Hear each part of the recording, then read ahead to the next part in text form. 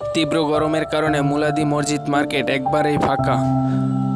যেমন কোনো কাস্টমার নেই বললেই চলে, পুরা মসজিদ মার্কেটেই ফাঁকা চলতেছে। যেখানে মুলাদি বাজারের ভিতরে এই মসজিদ মার্কেটে লোকজনের আহাগাম থাকে, সেখানে আজ লোকজনই নেই বললেই চলে। পুরা মার্কেট একবারে ফাঁকা। এই যে দোকানে দুইজন লোক দেখছেন, অনেকক্ষণ থেকে হাতাহাতি করার পরেও তারা কেনাকাটা আর করলো না। পরে অপর সাইডের এক দোকানে, সেই দোকানে একই অবস্থা দেখা যাচ্ছে। এই যে পুরা মসজিদ মার্কেট ফাঁকা। অপর সাইডের গলিতে আসলাম, তাও একই অবস্থা, কোনো লোকজন নাই, শুধু বিক্রেতারা বসে আছে। মেন রোড তাও একবারে ফাঁকা, কোনো মুলাদি বাজারে লোকজন নাই বললেই চলে।